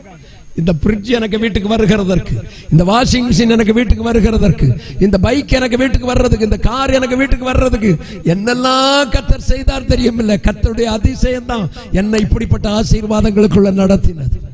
அல்லேலூயா. உங்களை ஆசீர்வதிப்பார். ஜெபம் பண்ணணும், ஆண்டவர்கிட்ட கேட்கணும், ஆண்டவரே எனக்கு தந்த பொருட்களுக்கெல்லாம் எவ்வளவு கஷ்டப்பட்டு தெரியுமான்னு கேட்கணும். சிலர்லாம் எவ்வளவு கஷ்டப்பட்டு வீடு கட்டுனாங்கன்னு அவங்களுக்கு தான் தெரியும், அவங்களுக்கு தான் தெரியும். ராத்திரி பகலா கொத்த வேலை செய்து அதுல கிடைச்ச பணத்தை கொஞ்சம் கொஞ்சமா சேர்த்து, அதுல கிடைச்சதை கொஞ்சம் கொஞ்சமா சேகரிச்சு, வீட்டுல ஒரு நல்ல சாப்பாடு சாப்பிடாம ஈர துணியை டப்பல வயித்துல கட்டிட்டு வேலை செய்த அநேக தகப்பன்மார் எனக்கு தெரியும். அல்லேலூயா. வீட்டுல பிள்ளைகளுக்கு ஒரு நல்ல சாப்பாடு வாங்கி கொடுக்காம, நல்ல துணிமணி வாங்கி கொடுக்காம, பிள்ளைகளை பிள்ளைகளை ஏழ்மையிலேயே வளர்த்த தாய்மார் எனக்கு தெரியும். அந்த தாய் தகப்பனுடைய ஜெபம் தான் அந்த குடும்பங்களுக்கு ஆசீர்வாதமா மாறிட்டு. அல்லேலூயா. சந்தோஷமா ஒரு அல்லேலூயா சொல்லுங்க. ஆமா, பிள்ளைகள் எழும்பி அந்த தாய் தகப்பனை பார்த்து நீயா என்ன பெத்த, நீயா என்ன வளர்த்தனு கேட்கும்போது வெடிக்கும் பத்தியல அந்த இருதயம். அந்த இருதயம் அப்படி வெடிக்க கூடாது. பிள்ளைகள் தாய்மாருக்கு கீழ்ப்படிஞ்சு நடக்கணும், தகப்பன்மாருக்கு கீழ்ப்படிஞ்சு நடக்கணும். அவர்களுடைய ஜெபம் உன்னை ஆசீர்வதிக்கும். அவர்களுடைய ஜெபம் உனக்கு மேன்மையா இருக்கும். தகப்பனையும் தாயும் அவமதிக்கிறவனுடைய கண்களை நதியின் காகப்படுக்கும். அவனுக்கு கண்ணு திறக்காது, அவனுக்கு கண்ணு தெரியாது. என்ன பெத்து வளர்த்துற தகப்பனை மறந்துடுவாங்க. தேவனுடைய சமூகத்தை தெரியாது. நதியின் காகம் பிடுங்கிடும். கண்ட ரோட்ல இருக்கிற காகம் எல்லாம் உன் கண்ணை பிடுங்கி எடுத்துரும். உங்க அப்பா அப்படிதான் சொல்லுவாரு, ஜெபம் பண்ணாத. உங்க அப்பா அப்படிதான் சொல்லுவாரு, பைபிள் வாசிக்காத. உங்க அப்பா அப்படிதான் சொல்லுவார், நீ சினிமா பார்க்க வா. உங்க அப்பா அப்படிதான் சொல்லுவார் என்னெல்லாம் சொல்லி நதியின் காகங்கள் உன் கண்ணை பிடுங்கிரும். அதுல இருந்து தப்பணுமானா தேவ பிள்ளையை கர்த்தருடைய சமூகத்துல பெற்றோரை கனம் பண்ணணும். அல்லேலூயா. முந்தின காலங்கள்ல எல்லாம் எங்களுக்கெல்லாம் படிச்சு தந்தாங்க. நாங்கெல்லாம் முதுகெலும்போட நிக்கிறதுக்கு காரணம் எங்க கல்யாணங்களுக்கெல்லாம் எங்க அப்பா அம்மா காலில் விழுந்து தொட்டு கும்பிடணும். இப்போ சொன்னா அவனுக்கு கோபமா வருது, கோபமா வருது. நான் மேரேஜ் நடத்தும் போதெல்லாம் கும்பிடுறான்னு சொல்லுவேன். சிலவெல்லாம் ஷூவை கூட கலத்த மாட்டான் மேடையில். கல்யாணத்துக்கு அப்படி வந்துருவோம், கையில ஒரு பைபிள் இருக்காது, பரதேசி பண்டாரம் வந்தது மாதிரி வருவோம். ஒரு பைபிள் கூட கையில இருக்காது, ஆனா அவருக்கு ஷூ மட்டும் கலத்த மாட்டார். கலத்துறாங்கள முழங்கால் போடு, முட்டு போட வைப்பனும், முட்டு போடு. ஆமா, தாழ்மை வரணும். ஆண்டவர் பிள்ளைகளுக்கு அப்படிப்பட்ட ஒரு தாழ்மை வரணும். அப்படி நம்ம எல்லா பொருட்களுக்காகவும் ஜெபம் பண்ணணும். எல்லா பொருளுக்காகவும், கர்த்தர் தந்த எல்லா பொருளுக்காகவும் ஜெபம் பண்ணணும். இந்த சபையில் இந்த பொருட்கள்லாம் சும்மா வந்துடல, சும்மா வந்துடல. அப்படி ஜோஸ்பின் பாஸ்டர் ஒரு நாள் இப்படி வந்தாரு, வந்து அப்படி உள்ள வந்து பார்த்தார், பார்த்துட்டு மைக் உண்டாக கிடவதுன்னாரு. உடனே மைக் வந்து, ஆமா, ஈக்குவலைசர் உண்டாக கிடவதுன்னாரு. உடனே உண்டாயிட்டு. அதுக்கு பிறகு இந்த ஆர்கன் எல்லாம் உண்டாக கிடவதுன்னாரு. 1க்கு 2 ஆர்கன். பயங்கர கிருபையுள்ள மனுஷன். அப்படியே டிவி உண்டாக கிடவதுன்னாரு, உண்டாயிட்டு. இந்த லைட் எல்லாம் உண்டாக கிடவதுன்னாரு, உண்டாயிட்டு. ஹோலிலாண்ட் டிவில அந்த ஜோஸ் அவர் இந்த இந்த இந்த கேமரா எல்லாம் உண்டாக கடவுதுனார், உண்டாயிட்டு. ஒத்துக்கிடுவீங்களா? நீங்க ஒத்துக்கிடுவீங்களா? இதுக்கு பின்னாடி எத்தனை தியாகம், எத்தனை ஜெபம், எத்தனை பாடு, எத்தனை கண்ணீர், எத்தனை வருஷம் நீண்ட அழுகை. அல்லேலூயா. உங்க வீட்டில் வந்த ஒவ்வொரு பொருளுக்கும் பின்னாடி ஒரு சரித்திரம் உண்டு, ஒரு சரித்திரம் உண்டு. அல்லேலூயா. அதனால தான் ஆண்டவர் சொன்னார், ஏதாவது அநியாயமா பொருள் வந்துன்னா அதை திருப்பி என்ன செய்திடணும், கொடுத்துடணும். சிலர்லாம் அநியாயமா வாங்கி வச்சிருப்பாங்க. ஆமா, நைசா களவாண்டுட்டு வந்திருப்போம். இது அடிச்சு மாத்தினது பாஸ்டர்னு சொல்லுவோம். அவனுக்கு பிறகு அவர் அடிச்சு மாத்துவார் ஆண்டவர். இவனை 2 கொடுப்பார், அடிச்சு மாத்திட்டு வந்தெல்லாம் மோனை இப்ப வாங்கிக்கணும் கொடுப்பார். ஆண்டவர் தர்ற பொருள் நேர்மையா வரணும். அல்லேலூயா. அநியாயமா ஒரு பொருள் கூட செய்யப்படாது, வரப்படாது. அக்காளுக்கு போக வேண்டியது அக்காளுக்கு கொடுக்கணும், அண்ணனுக்கு போக வேண்டியது அண்ணனுக்கு கொடுக்கணும், தம்பிக்கு போக வேண்டியது தம்பிக்கு என்ன செய்யணும், கொடுக்கணும். பிறன் பொருளை இச்சியாதிருப்பாயாக. அல்லேலூயா. அதுவும் பெந்தகோஸ்துக்கார பிள்ளைகள் அடுத்தவன் பொருளுக்கு ஆசைப்படக்கூடாது. அதை தந்தா அது இது எங்க அண்ணனுக்கு போக வேண்டியதில்லை, இது எங்க குடும்பத்துல ஷேர் எங்க தங்கச்சிக்கு போக வேண்டியதில்லை, இது எங்க அக்காவுக்கு போக வேண்டியதில்லை அப்படின்னு கொடுக்கணும். அடுத்தவன் பொருளை வாங்கி நம்ம வீட்டுல வச்சா நம்ம வாழ்ந்துக்கிடவே மாட்டோம். ஆமா ஆமா. இப்ப நிறைய பேருக்கு அதுக்கு தான் ஆசை, அதுக்கு தான் ஆசை. முழு பூசணிக்காவை விழுங்கணும் நிறைய பேருக்கு. அடுத்தவங்க பொருள் நம்ம வீட்டுல என்ன செய்யக்கூடாது, இருக்கக்கூடாது. நம்ம மற்றவங்களை போல இல்லாட்டாலும் இலக்கறி கஞ்சி குடிச்சா கூட ஆசீர்வாதமா தான் இருக்கும். அல்லேலூயா. சந்தோஷமா ஒரு அல்லேலூயா சொல்லுங்க. அவங்க பிரியாணியை சாப்பிடட்டு. பைபிள் எழுதியிருக்கல, அவர்களுக்கு தானியமும் திராட்சரசமும் பெருகி இருக்கிற காலத்தின் சந்தோஷத்தை பார்க்கிலும் அதிக சந்தோஷத்தை நீர் எனக்கு தந்தீர். அல்லேலூயா. கர்த்தருடைய கிருபை எல்லா சாந்தத்தோட சொல்லுவோம். இன்னைக்கு இந்த இடத்துல நிக்கிற வரைக்கும் கர்த்தர் ஒரு கடன் இல்லாம என்ன நடத்தி இருக்கிறார். ஆமா. ஒருவேளை சொந்த வீடு தந்தாரா, சொந்த சபை தந்தாரா, சொந்த ஒண்ணும் இல்லை. கர்த்தர் தந்திருக்க வாழ்வு போதும், கர்த்தர் தந்திருக்கிற ஆசீர்வாதம் போதும். அதனால தான் ஆண்டவர் சொன்னார், போதும் என்கிற மனதுடன் கூடிய தேவ பக்தியே மிகுந்த ஆதாயம். ஆண்டவர் பிள்ளைகள் நம்ம பொருட்களுக்காக ஜெபம் பண்ணணும். இதுக்கு ஜெபம் பண்றது சும்மா ஜெபம் பண்ணக்கூடாது, எல்லாத்துக்காக உபவாசம் இருந்து ஜெபம் பண்ணணும். அதுக்காக தான் அந்த சபையில என்னைக்கு சார் உபவாச ஜெபம்? வெள்ளிக்கிழமை 10 மணில இருந்தா சோத்திரம். அப்படி உங்க வீட்டுல ஜெபம் பண்ண முடியல அப்படின்னா வெள்ளிக்கிழமை எல்லா நேரத்தையும் ஒதுக்கி சபையில வந்து உட்கார்ந்து ஜெபம் பண்ணணும். ஜெபம் பண்ணும்போது சபையில ஜெப குறிப்பு சொல்லிட்டு இருப்பாங்க. அந்த ஜெப குறிப்பு மத்தியில எங்க வீட்டில் உள்ள பொருட்களுக்காக, எங்க வீட்டில் உள்ள எங்க குடும்பத்திற்காக, எங்கள் பிள்ளைகளுக்காக, ஆண்டவரே எங்கள் சகலவித வழிகளுக்காக நாங்க நல்ல வழியில நடக்க ஜெபம் பண்றோம். ஜெபம் பண்ணோம். கர்த்தர் அதை ஆசீர்வாதமாக்கி தருவார். அல்லேலூயா. ஆண்டவருடைய பிள்ளைகள் நல்ல உயர்ந்த அதிகாரத்தில் வச்சிருந்தா லஞ்சம் வாங்கின பணம் வீட்டுக்குள்ள இருக்க கூடாது, லஞ்சம் வாங்க கூடாது, அடுத்தவனுடைய பொருள் அநியாயமா வாங்க கூடாது, வீணான பொருட்கள் நம்ம வீட்டுல இருக்க கூடாது, தேவன் பிரியப்படாத இயேசு படம்னு சொன்னா கூட இருக்க கூடாது, சிலையோ சிலை வழிபாடோ இருக்க கூடாது. அதனால எல்லாத்தையும் மாத்திட்டு கர்த்தர் நம்ம ஜெபத்தை கேட்டா போதும், உட்கார்ந்தா போதும், நம்ம வீட்டுக்குள்ள கர்த்தர் இறங்கி வருவார், நம்ம விண்ணப்பத்தை கேட்பார். ஏழைகளின் ஜெபத்தை கேட்கிற கர்த்தர் அவர். அல்லேலூயா. சந்தோஷமா ஒரு அல்லேலூயா சொல்லுங்க பார்க்கலாம். எஸ்ரா சொல்றார், நாங்க எங்களுக்காக ஜெபம் பண்ணோம், எங்க பிள்ளைகளுக்காக ஜெபம் பண்ணோம், எங்கள் சகல பொருட்களுக்காக ஜெபம் பண்ணோம், எங்களை சகல பொருட்களுக்காக மட்டும் இல்ல, நாங்க நல்ல வழியில நடக்கணும்னு ஜெபம் பண்ணோம். பாத்துக்காங்க, நாங்க ஞானஸ்நானம் எடுக்கணும் ஜெபம் பண்ணோம், பரிசுத்தமா நடக்கணும் ஜெபம் பண்ணோம், உண்மை உள்ளவர்களா நடக்கணும் ஜெபம் பண்ணோம், உத்தமமா நடக்கணும் ஜெபம் பண்ணோம். தேவன் எங்கள் ஜெபத்தை கேட்டருளினார். அல்லேலூயா. ஜெபத்துல நிறைய ஜெபம் இருக்கு பாத்துக்காங்க. லூக்கா 17வது அதிகாரம் 5ஆம் வசனம் வாசி பாருங்க.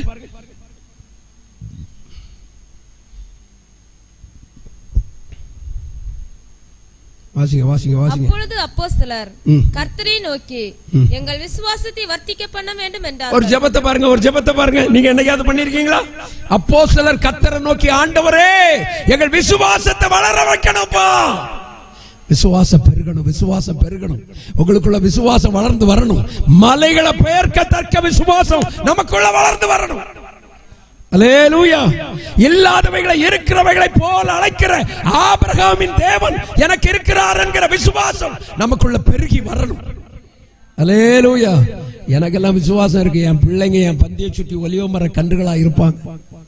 அல்லேலூயா. உங்க குடும்பத்துல கர்த்தர் அதிசயம் செய்வார். இந்த திக்குறிச்சியில நீங்க காண்கிற இதெல்லாம் சபை, இதெல்லாம் சபை கிடையாது.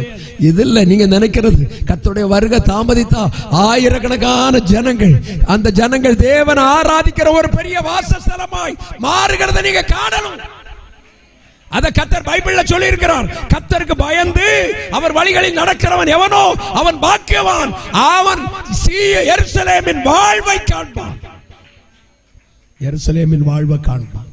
கர்த்தர் அப்படி ஆசீர்வாதமா மாற்றுவார். இப்ப பார்க்கிறதுக்கு இந்த சர்ச்சை பார்த்தா ஒரு கூடாரம் போல 4 சீட்டை போட்டு அடுக்கி அப்படி வச்சிருக்கு.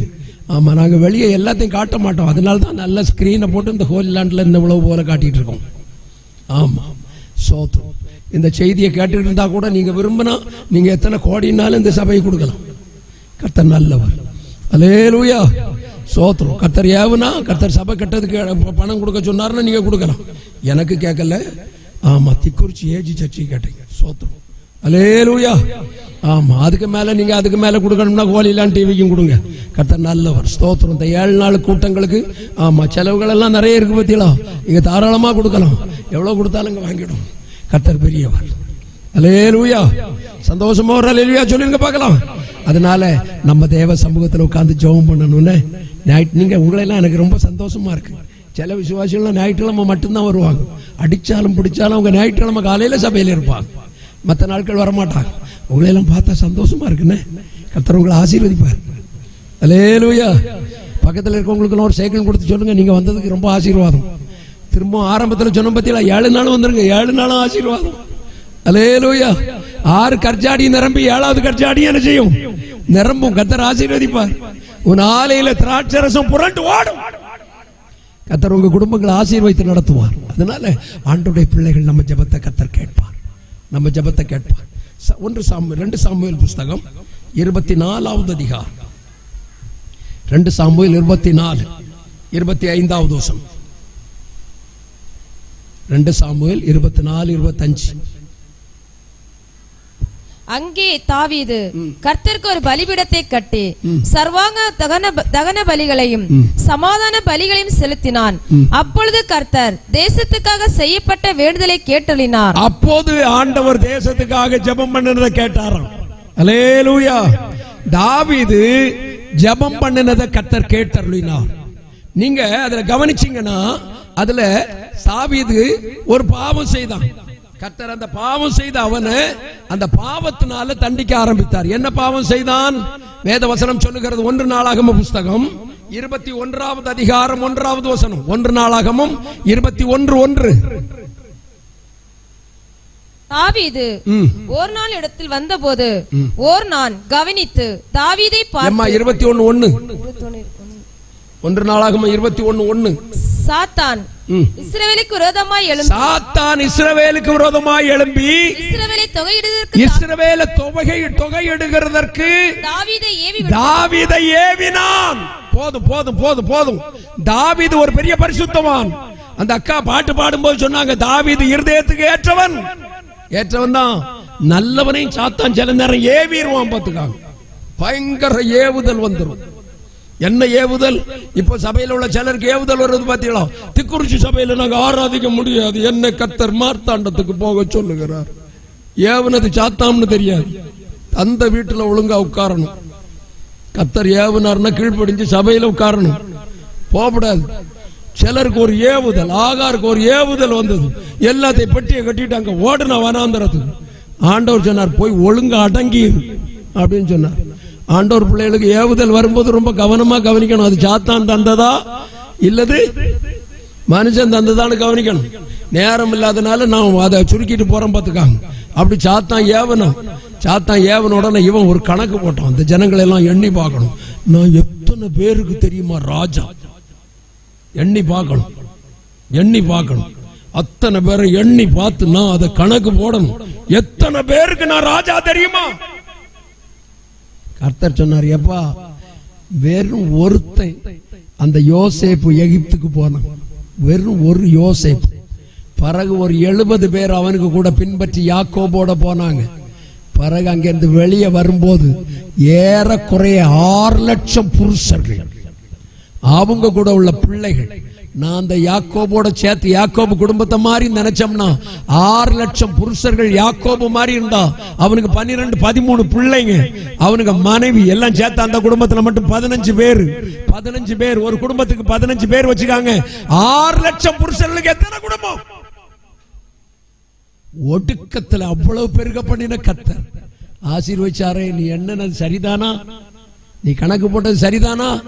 இன்னைக்கு நிறைய பேர் அப்படி எண்ணிடுவாங்க. நான் எத்தனை வருஷமா சபைக்கு போயிட்டு இருக்கேன் தெரியுமா? தெரியும். ஒன்னே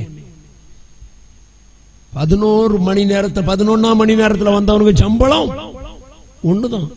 கர்த்தரிடத்துல வந்தா காத்திருந்து அமைதியா இருந்து கர்த்தருடைய ஆசீர்வாதத்தை பெற்றுக்கொள்ளணும். எண்ணுன உடனே கர்த்தர் நாத்தான்வேல் அனுப்பினார். நாத்தான்வேல் தீர்க்கதரிசி வந்து சொல்றான், ஆண்டவர் உன்கிட்ட கோபமா இருக்காரு. ஆண்டவர் உன்கிட்ட ஒரு கேள்வி கேட்கிறார், உனக்கு என்ன செய்யணும் அப்படின்னு கேட்காரு. என்ன செய்ய போறாரு கர்த்தர்? அவன் சொன்னா, பஞ்சம் வேணுமான்னு கேட்காரு, கொள்ளை நோய் வேணுமான்னு கேட்காரு, சத்ரு அனுப்பணுமான்னு கேட்காரு. எது வேணும்? Choose the best answer. கொள்ளை நோய் வேணும்னு சொன்னாலும் அதுல எழுதியிருக்கு 70,000 பேர் ஒரே நாள்ல செத்துட்டாங்க. பஞ்சம் வேணும்னா தாங்காத பஞ்சம் வந்துடும். பைபிள்ல பஞ்சத்துல கஷ்டப்பட்டவங்களை தெரியும்ல. அந்த நகோமின்னு ஒருத்தி இருந்தா, பஞ்சத்தினால பெத்லகேமில் வந்த பஞ்சத்தினால எங்க போனாலும் மோவாபுல போய் மாட்டுனது தெரியும்ல. வீட்டுக்காரனையும் கொல்ல கொடுத்து 2 பிள்ளைகளையும் கொல்ல கொடுத்து இப்போ வெளியே வந்து நின்று, என்னை நகோமி என்று சொல்லாதீர்கள், மாறாள் என்று சொல்லுங்கள். ஒன்னு இன்னத்துக்கு அங்க போய் சொன்னார். பஞ்ச காலத்துல ஆபிரகாம் 12வது அதிகாரம் ஆதியாகமத்துல பஞ்சம் வந்த உடனே நேரம் அங்க போனான். அபிமெலேக்கு அவனுக்கு பெண்டாட்டி எடுத்துக்கிட பிளான் போட்டான். பஞ்சம் வந்து வெளியே போனான். தேவ சபையில உட்கார்ந்துருக்கணும், காத்திருக்கணும், கர்த்தருடைய சமூகத்தில் நிக்கணும். கர்த்தர் பஞ்ச காலத்திலும் போஷிக்கிற தேவன். அல்லேலூயா. அந்த சாரிபாத்துல ஒரு விதவை பஞ்ச காலத்துல இருந்த கரண்டி எடுத்து கடைசி தோசை, நம்ம ஊர் பாஷையில் அந்த கடைசி தோசையை சுட்டு சாப்பிட்டுட்டு இனி சாகத்தான் வேணும்னு நினைச்சான். தேவ மனுஷனை போஷித்ததுனால, சபையை போஷித்ததுனால, ஊழியனை போஷித்ததுனால பஞ்ச காலம் தீர் மட்டும் அவளும் அவள் வீட்டார் அனைவரும் போஜனம் பண்ணினார்கள். பஞ்சத்தை தீர்க்கிற கர்த்தர். பஞ்சம் சிலருக்கு அப்படி வந்துரும். ஆகாபே, உனக்கு என்ன பஞ்சம்? தேவனுக்கு கீழ்ப்படியாததுனால எலியாவை கொண்டு கர்த்தர் மழையை கட்டளையிட்டு மழையை நிறுத்துறதுனால பஞ்சம். ஆண்டவர் வசனத்துக்கு கீழ்ப்படியலைன்னா பஞ்சம் வரும். நம்ம வீடுகளில் சில நேரம் வருமானங்கள்ல பஞ்சம் வரும். அந்த பஞ்சம் வராம இருக்கணுமானா கர்த்தரிடத்துல விழுந்து ஜெபம் பண்ணணும். என் பஞ்சத்தை மாற்றணும், ஆண்டவரே எனக்கு ஆசீர்வாதத்தை தரணும். சம்பளம் வந்த உடனே ஜெபம் பண்ணி கர்த்தருக்குரியதை கர்த்தருக்கு எடுத்து வச்சுட்டு என் பஞ்சகாலம் மாறுவதாக ஜெபம் பண்ணணும். கர்த்தர் பஞ்சத்தை மாற்றுகிற கர்த்தர். எனக்கு ஒரு 10 லட்சம் ரூபாய் வேண்டாம், 5 அப்பம் 2 மீன் 5000 பேருக்கு போஷித்த கர்த்தர் நம்மையும் போஷிக்க வல்லமை உள்ள தேவன். பஞ்சத்திலிருந்து கர்த்தர் மாற்றுவார். அப்படி பஞ்சம் மாறும். அதோட நிக்கல, சத்துருக்கள் வரணுமான்னு கேட்டாரு. சத்துருக்கள் சுத்தி வந்துருவாங்க, நம்மள பிரச்சனை பண்ணிடுவாங்க. சத்துரு வெள்ளம் போல எழுப்பி வருவான். வேதம் சொல்லுகிறது, ஆவியானவர் கொடியேற்றுவார். சத்துரு எழுப்பி வரும்போது கர்த்தர் கொடியேற்றுவார். அடுத்தது கேட்கிறார், கொள்ளை நோய் வேணுமான்னு. தாவீது பார்த்தா, இது ஒண்ணு எனக்கு வேண்டாம். அந்த 1 சாமுவேல் 27-24 நீங்க வீட்டுல போய் வாசி பாருங்க. கர்த்தருடைய கரத்துல விழுவேனாக, கர்த்தருடைய கரத்துல விழுவேனாக. என் ராத்திரி உன்னுடைய வியாதி மாற, உங்க பிரச்சனை மாற, உங்களுக்கு எதிராக எழும்புகிற போராட்டம் மாற, உங்களுக்கு எதிராக எழும்புகிற பஞ்சம் மாற. எதிலையும் முன்னேற்றம் இல்லையா? என் பிள்ளைகளை படிக்க வைக்கலாம்னா அதுக்கு முன்னேற்றமான பணம் இல்லை. பஞ்சத்தில் அவதிப்படுகிறேனே. என் குடும்பத்துல பிள்ளைகளை திருமணம் பண்ணி கொடுக்க முடியாம பஞ்சத்தில் அவதிப்படுகிறேனே. இந்த ராத்திரி கர்த்தர் சொல்றாரு, கர்த்தருடைய கரத்துல விழு, கர்த்தருடைய கரத்துல விழு. கர்த்தர் ஒரு வீட்டுல வந்து அந்த வாதையை நிறுத்துவார், அந்த வியாதியை மாற்றுவார், அந்த போராட்டத்தை மாற்றுவார். கர்த்தர் உன் ஜெபத்தை கேட்டருளுவார். கர்த்தர் உன் ஜெபத்தை கேட்டருளுவார். முழங்கால் படிடுவோம். நம்முடைய ஜெபத்தை கேட்கிற கர்த்தர் அவர், நம்முடைய விண்ணப்பத்தை கேட்கிற தேவன் அவர். இந்த ஹோலி லேண்ட் டிவி மூலமாக இந்த 51வது ஜெபம் தேவன் கேட்டுக்கொண்டு வருகிறார். நம்முடைய ஜெபத்திற்கு பதில் உண்டு தேவ பிள்ளையே, நம்முடைய ஜெபத்திற்கு பதில் உண்டு, நம்முடைய ஜெபத்திற்கு பதில் உண்டு.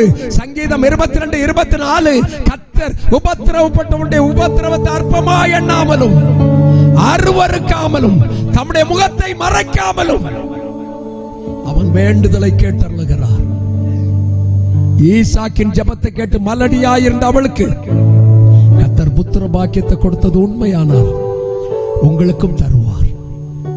எஸ்ராவை போல உபவாசித்து உங்கள் காரியங்களுக்காய் விண்ணப்பம் பண்ணினீர்களானால் உங்கள் ஜெபத்திற்கும் தேவன் பதில் தருவார்.